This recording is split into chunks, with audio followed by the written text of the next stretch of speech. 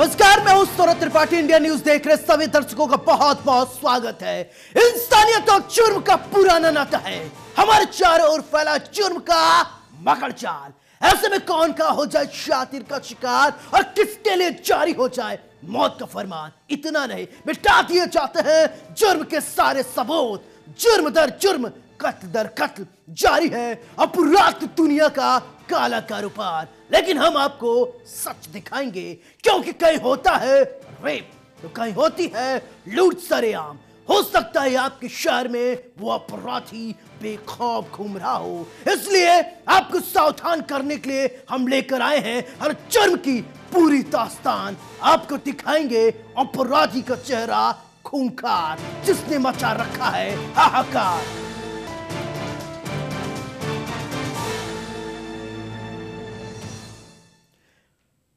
जालौन में इंसानियत को शर्मसार कर देने वाली घटना सामने आई है। यहां इंसान की शक्ल में हैवान बन चुके हवस के भूखे भेड़िए ने नाबालिग के साथ रेप की वारदात को अंजाम दिया। पीड़ित जब किसी तरह अपने घर पहुंची और परिजनों से अपनी आप बीती सुनाई तो परिजनों के पैरों तले जमीन खिसक गई। देखिए हैवानियत के बाद जालौन में कैसे मचा हाहाकार।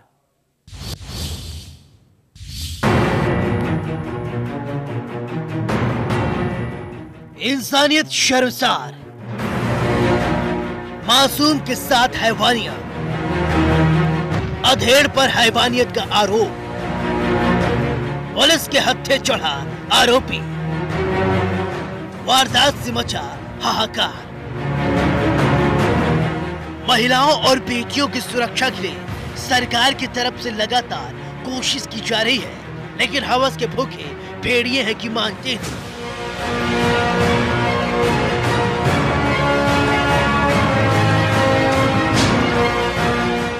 इंसान के दिमाग में अगर शैतान घर कर जाए, वो हैवानियत की ऐसी वारदात को अंजाम देता है कि इंसानियत शर्मसार हो जाए। आपके टीवी स्क्रीन पर दिख रही तस्वीर यूपी के जालौन जिले की है। हैवानियत की ऐसी तस्वीर जिसके बारे में सुनकर आपकी रूह कांप जाएगी। यूपी के जालौन में माधव कलनगर क्षेत्र में एक हैवानियत की तस्वीर सामने आई है। आरोप है कि एक अधेड़ शख्स ने अपने नातिन की उम्र की मासूम बच्ची के साथ दुष्कर्म की वारदात को अंजाम दिया। रक्त रंजिश अवस्था में जब मासूम बच्ची अपने घर पहुंची और परिजनों को अपनी आप बीती सुनाई तो परिजनों के पैरों तले जमीन खिसक गई। आनन फानन में परिजनों ने पुलिस को सूचना दी और बच्ची को अस्पताल में भर्ती कराया गया।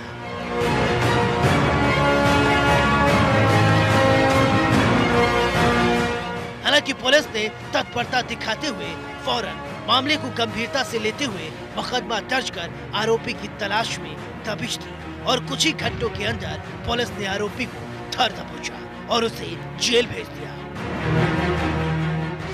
माधवगढ़ थाना क्षेत्र के एक गांव में दुष्कर्म की घटना प्रकाश में आई थी, जिसमें सुसंगत धाराओं में अभियोग पंजीकृत करके और अभियुक्त को गिरफ्तार कर लिया गया है। अन्य कार्रवाई की जा रही है।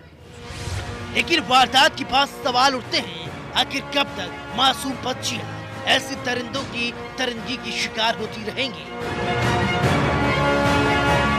आखिर कब आएंगे लोगों के अंदर जागरूकता? कब हम कह सकेंगे कि हमारी बेटियां सुरक्षित हैं? क्या महिलाओं और बेटियों के लिए जो सुरक्षा के दावे किए जा रहे हैं वो सिर्फ सरकारी कागजों तक ही सीमित है? खैर, पुलिस ने आरोपी को गिरफ्तार कर लिया है। अब देखने वाली बात होगी पुलिस आरोपी के खिलाफ क्या कुछ कार्रवाई करती है। इंडिया न्यूज के लिए जालौन से प्रवीण द्विवेदी की रिपोर्ट।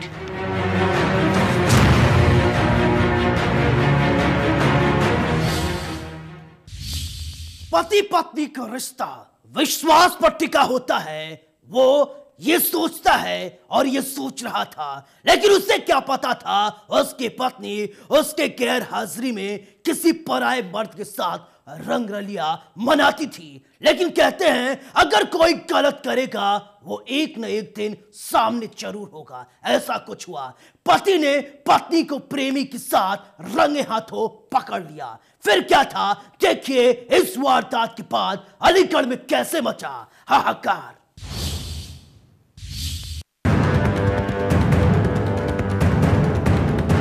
पति पत्नी का संबंध विश्वास के धागे में बंधा होता है, लेकिन हम आपको एक ऐसी पत्नी के बारे में बताने जा रहे हैं जिसने पति के विश्वास को तार-तार कर दिया। जी हाँ, आपकी टीवी स्क्रीन पर दिख रही तस्वीर यूपी के अलीगढ़ जिले की है। अलीगढ़ के थाना पन्ना देवी इलाके में पति की गैर हाजिरी में पत्नी प्रेमी के साथ घर पर रंगरलिया मनाती थी। इस बात से अनजान पत्नी अपनी प्रेमी के साथ रासलीला रचाती थी कि उसका पति कभी भी आ सकता है। उसे नहीं पता था कि हर गलत काम का अंजाम खतरनाक हो सकता है। पति पत्नी को घर बिना बताए आ धमका। उसने घर पर किसी गैर मर्द को देखा तो वो आपे से बाहर हो गया और उसने पीट पीट कर पत्नी के प्रेमी की हत्या कर दी।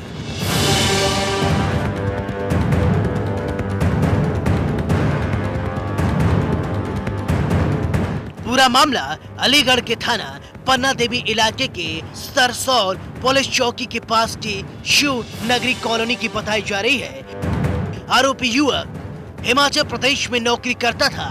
घर पर पत्नी और 2 बच्चे के साथ रहती थी। अचानक 4 साल पहले मिस कॉल के जरिए नोएडा के युवक विकास से बातचीत पत्नी की होनी शुरू हो गई, जिसके चलते युवक चोरी छिपे महिला से मिलने आता था।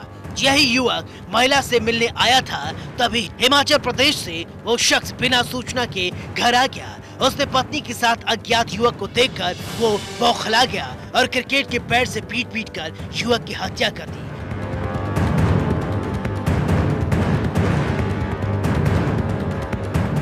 आज मैंने पहली बार देखी थी तो हम दोनों भैया गए थे खेलने, तो हमारे पापा आ गए थे तो हमारे पापा ने मार दिया था। तो ये कौन थे जो खत्म हुए? पता नहीं। वारदात की जानकारी पुलिस को दी गई।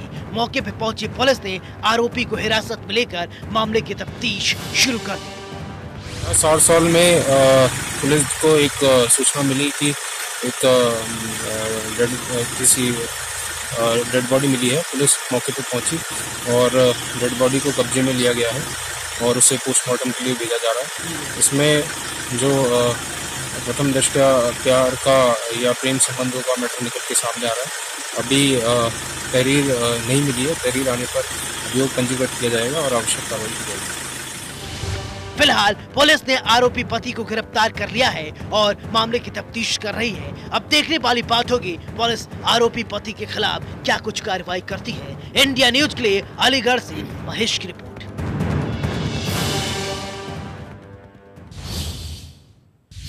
गोलियों की तड़तड़ाहट से मथुरा नगरी हिल गई। बाइक सवार बदमाशों ने लूटपाट के इरादे से सराफा कारोबारियों पर गोलियां चलाई, जिसमें गोली व्यापारी के गर्दन में जा लगी। फिर अपराधियों ने उसे और बैग छीनने की कोशिश की, लेकिन वो नाकामयाब हुए। देखिए गोलियों की तड़तड़ाहट से मथुरा में कैसे मचा हाहाकार।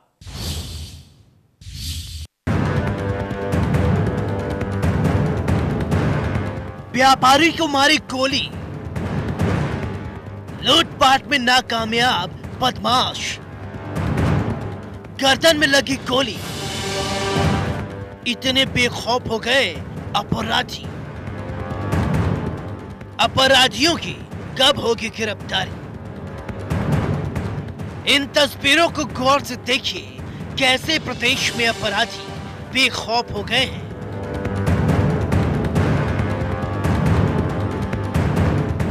आपकी टीवी स्क्रीन पर दिख रही तस्वीर यूपी के मथुरा की है। बताया जा रहा है मथुरा में बीएसए रोड पर प्रोफेसर कॉलोनी में 2 बाइक सवार बदमाशों ने व्यापारी को गोली मार दी। गोलियों की तड़तड़ाहट सुन आसपास में हाहाकार मच गया। गोली लगते ही व्यापारी गंभीर रूप से घायल हो गया। पीड़ित व्यापारी का नाम मोहनलाल सोनी बताया जा रहा है। मोहनलाल सोनी पर अज्ञात युवकों ने गोलियां बरसा दी। मोहनलाल सोनी के आनंदपुरी में ज्वेलर्स की दुकान है। जब वो अपने घर दुकान बंद कर वापस जा रहा था, तभी दो युवक उसका पीछा करते हुए आए। जैसे ही मोहनलाल सोनी अपनी गली में मुड़े, दोनों बदमाशों ने मोहनलाल सोनी पर हमला कर दिया और गोली जाकर मोहनलाल सोनी के गर्दन में लगी और वो पूरी तरीके से जख्मी हो गए। दोनों बदमाशों ने व्यापारी से बैग छीनने की कोशिश की, लेकिन वो नाकामयाब हो गए और भीड़ को इकट्ठा होता देख बदमाश मौके से फरार हो गए।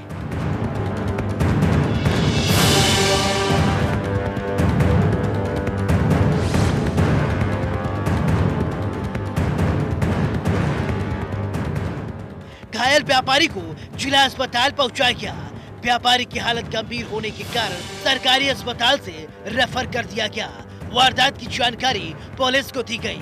मौके पर पहुंची पुलिस ने व्यापारी की तहरीर पर मामला दर्ज कर जांच शुरू कर दी।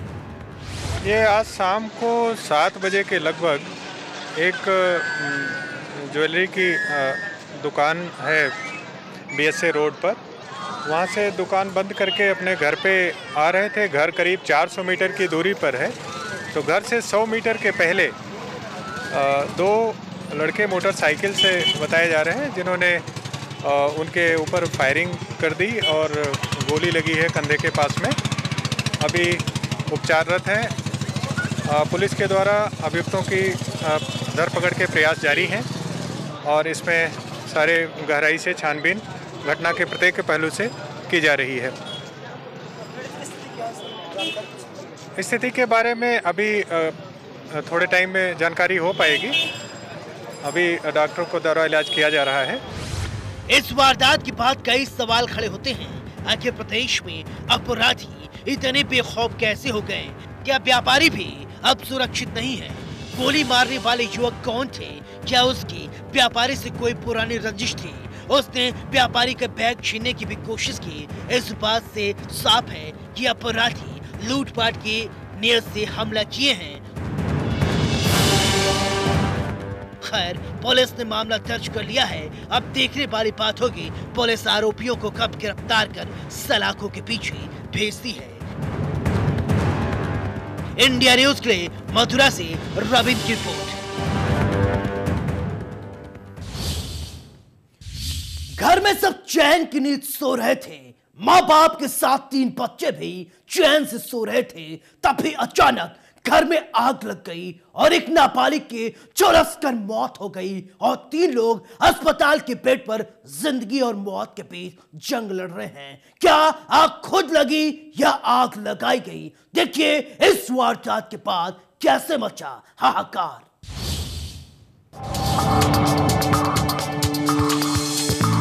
घर में कैसे लगी आग?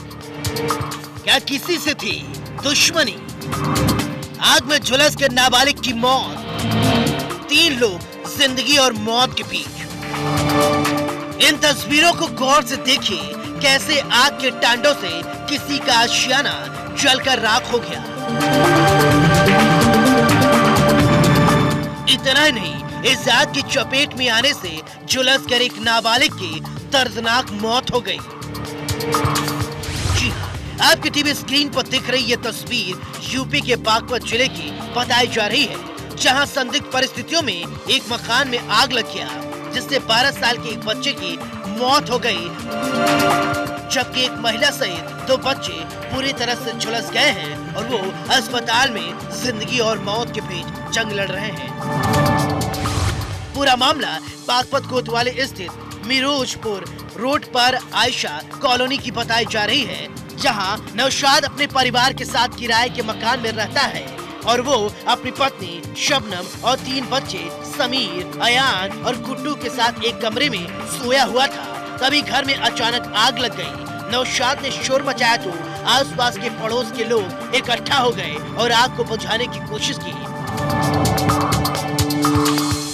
आग लगने से चारों तरफ अफरा तफरी मच गई।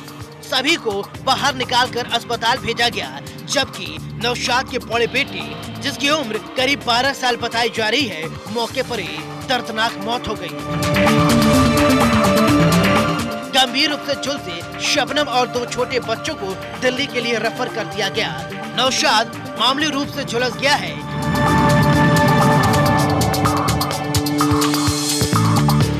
हालांकि पुलिस को 2 अलग अलग तहरीर मिली है, जिसके आधार पर पुलिस सच का पता लगाने में जुटी हुई है। आखिर घर में कैसे आग लगी?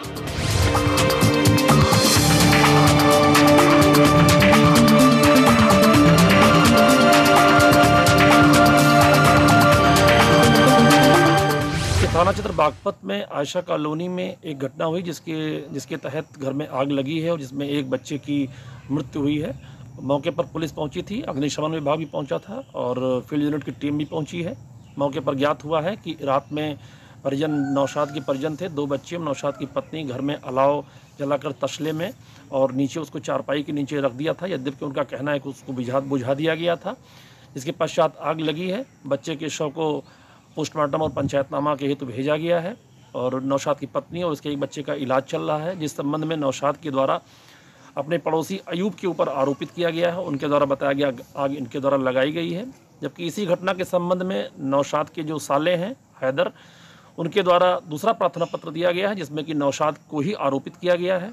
दोनों प्रार्थना पत्रों को ले लिया गया है, सारे साक्ष्य एकत्रित किए जा रहे हैं। शीघ्र ही घटना में जो भी तथ्य प्रकाश में आएंगे आप लोगों को अवगत कराया जाएगा। इस वारदात के बाद कई सवाल खड़े होते हैं। आखिर घर में आग कैसे लगी? क्या शॉर्ट सर्किट की वजह से आग लगी या किसी ने पुरानी रंजिश की वजह से घर में आग लगाई? खैर, पुलिस ने मामला दर्ज कर लिया है। अब पुलिस जांच के बाद ही पता चल पाएगा आखिरकार घर में आग कैसे लगी। इंडिया न्यूज के लिए बागपत से तनुज शर्मा की रिपोर्ट।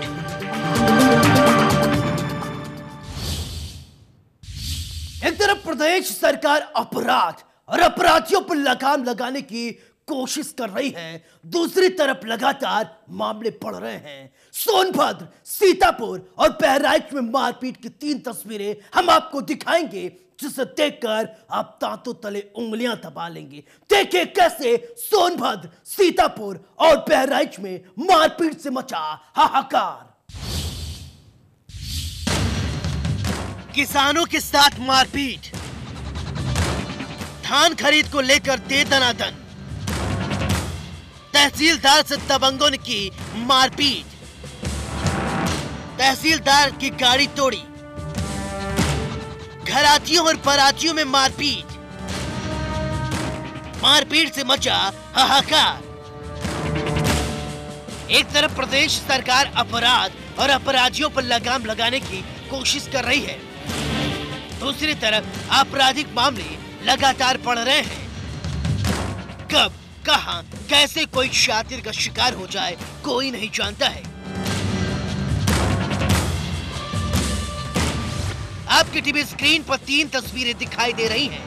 पहली तस्वीर सोनभद्र की, दूसरी तस्वीर सीतापुर से और तीसरी तस्वीर बहराइच से है। देखिए इन तीनों तस्वीरों में कैसे मारपीट से हाहाकार मचा हुआ है। तो चलिए इन तीनों तस्वीरों के बारे में हम आपको एक एक करके बताएंगे। तो सबसे पहले बात करते हैं सोनभद्र की। सोनभद्र के रापटगंज कोतवाली क्षेत्र के सलैयाटी धान क्रय केंद्र पर देखिए कैसे मारपीट की जा रही है। किसानों और कृषि केंद्र के कर्मचारियों और अधिकारियों के बीच मारपीट की तस्वीर आपकी टीवी स्क्रीन पर दिखाई दे रही है। कैसे ये बेरोक टोक मारपीट कर रहे हैं।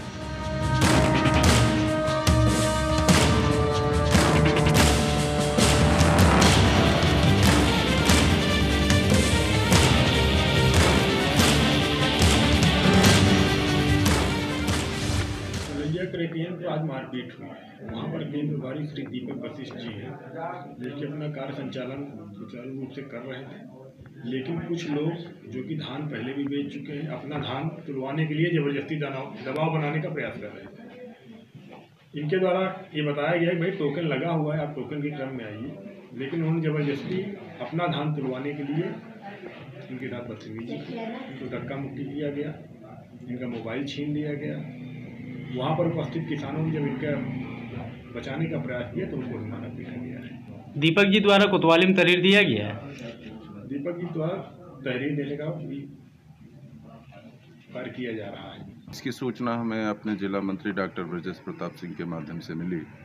इससे सभी कर्मचारी काफ़ी आहत हैं। हम लोग कर्मचारी लोग अपना ज्ञापन जो है जिलाधिकारी महोदय को ही भेजेंगे और प्रमुख सचिव महोदय को भी इससे अवगत कराएंगे कि कर्मचारियों के लिए उचित कार्य दशाओं का विस्तार किया जाए। अगर ये दशाएं उन्हें उपलब्ध नहीं कराई जाएंगी तो सरकार की इतनी प्रभावी योजना जो है वो परेशानी में पड़ सकती है। चलिए अब दूसरी तस्वीर यानी सीतापुर की बात करते हैं। सीतापुर में खनन की जांच करने गए नायब तहसीलदार से दबंगों ने मारपीट की। बेखौफ दबंग पकड़ी गई मिट्टी लदी ट्रैक्टर ट्रॉली से जबरन छुड़ाकर मौके से फरार हो गए। बताया जा रहा है नायब तहसीलदार ने एक नामजद समेत 4 लोगों के खिलाफ तहरीर दी है।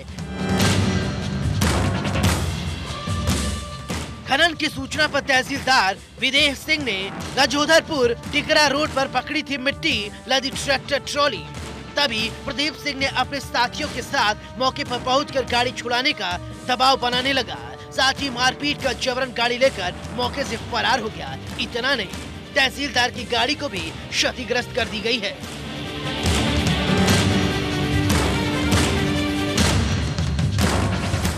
चलिए अब तीसरी तस्वीर यानी बहराइच के बारे में बात करते हैं और आपको दिखाते हैं। बहराइच में घरातियों और बारातियों के बीच मारपीट का मामला सामने आया है। दरअसल बहराइच में बारात में डांस करने के दौरान बारातियों द्वारा लाई गई गाड़ी से 7 लोगों को कुचल दिया, जिसके बाद जमकर बवाल हुआ। घरातियों के घायल होने के बाद आक्रोशित गांव के लोगों ने बारातियों की गाड़ी पर जमकर पथराव किया और लाठी डंडे चलाए, जिसकी वजह से बारातियों की गाड़ियां क्षतिग्रस्त हो गयी। वहीं कई लोग गंभीर रूप से घायल बताए जा रहे हैं।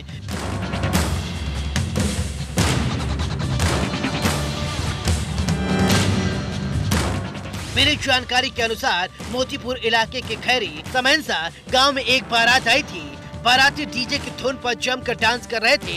इसी बीच बारातियों की एक गाड़ी गांव के कुछ लोगों को कुचलती हुई आगे बढ़ गई, जिसकी वजह से आक्रोशित ग्रामीणों ने बारातियों और उनके वाहनों पर जमकर पथराव किया।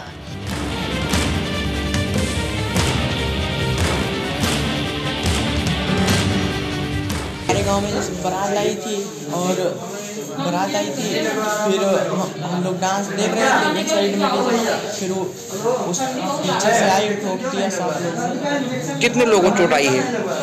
7 लोग, तो 3 का ज़्यादा का जैसे गंभीर है और एक जैसा थोड़ा ज़्यादा ना चोट था। शादी हो रही थी, वो सब लमडे नाच देख रहे थे, बस वो ड्राइवर आवा वो एकदम से चढ़ान दिया, एकदम से नहीं। कौन सी गाड़ी थी? गाड़ी तबेरा थी। चरपैया? चरपैया। कितने बच्चों को चोट लगी है? 7 बच्चे को चोट लगी। कहाँ पे हैं वो लोग?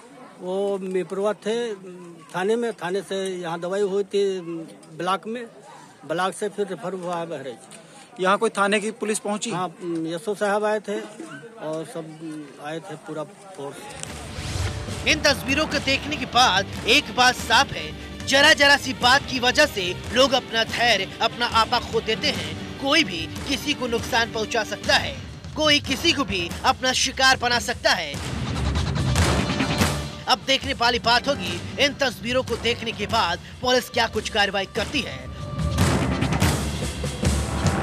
सोनभद्र से विवेक श्रीवास्तव, सीतापुर से रोहित, बहराइच से संजय कुमार की रिपोर्ट। हमारा मकसद आपको डराना नहीं है, बल्कि आपको बताना है समाज में किस तरीके से जराइम की काली कहानी बुनी जा रही है। कल फिर मिलेंगे कुछ और काली कहानियों के साथ। तब तक दीजिए अपने दोस्त सौरभ त्रिपाठी को इजाजत। लेकिन चलते चलते दोस्तों एक गुजारिश, सावधान रहें, सुरक्षित रहें और अपना ख्याल रखें। नमस्कार।